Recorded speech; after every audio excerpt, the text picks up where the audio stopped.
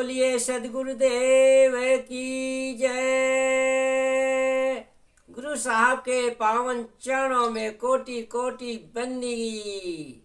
आए हुए सभी प्रेमी भक्तजनों को, श्रोतागणों को एवं माताओं बहनों को एवं सकल समाज को साहेब बंदगी, साहेब बंदगी। आज की प्रस्तुति में सुनिए बहुत सुंदर कबीर बीजक शब्द नंबर 43 का। हाँ, देखिए, मिथ्या विचार विद्वान लोग, पंडित ज्ञानी लोग करते रहते हैं कि सृष्टि है, सृजनहारा है। सृजनहारा को सुनिए, कौन है सृजनहारा? सृष्टि करता कौन है? कैसे सृष्टि हुई? कैसे इसका आदि अंत हुआ? जो है बहुत विचार सुनिए। और जो है अपने जो है भ्रम को दूर करिए, जिससे जी निर्मल स्वच्छ पवित्र ज्ञान, सच्चा ज्ञान, सत्य का बोध हो जाएगा। कबीर बीजक शब्द 43 नंबर का सुनिए। पंडित मिथ्या करहु विचारा, ना वहाँ सृष्टि न सृजनहारा। पंडित मिथ्या करहु विचारा,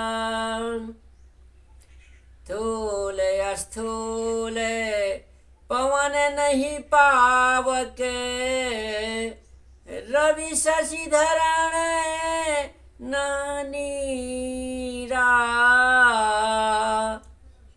पंडित मिथ्या करहु विचारा, ज्योति स्वरूप काली नहीं जावा, वचन नाही शरीरा। पंडित मिथ्या करहु विचारा, करम धरम किछो नहीं हुआ, न वहाँ मंत्र न पूजा। पंडित मिथ्या करहु विचारा, संयम सहित भाव नहीं जावा, संयम सहित भाव नहीं जावा। शोध एक की दूजा, पंडित मिथ्या करहु विचारा, ना वहाँ सृष्टि ना सृजनहारा।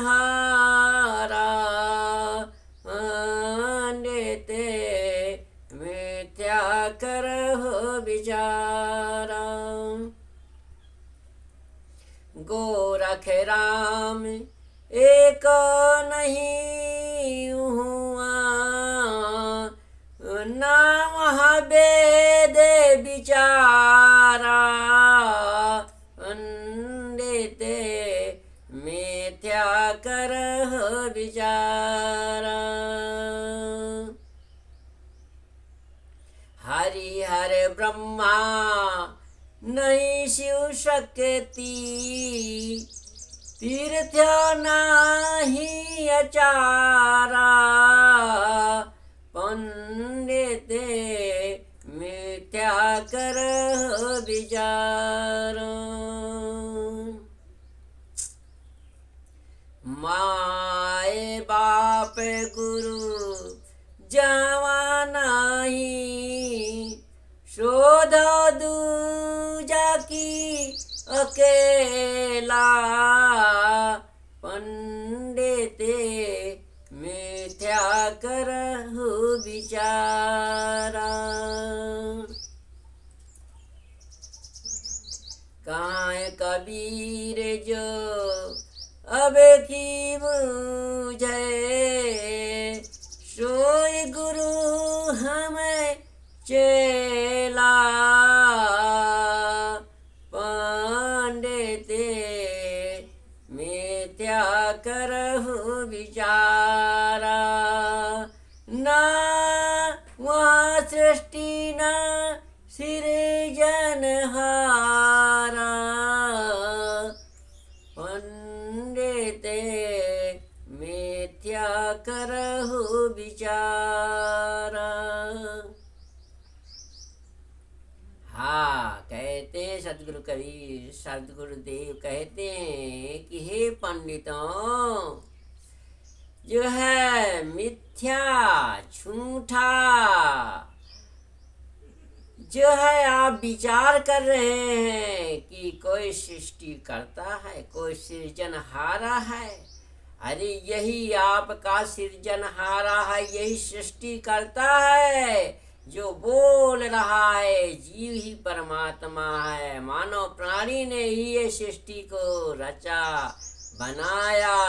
ये जीव का न आदि है न अंत है। मानव प्राणी का कोई आदि अंत नहीं है।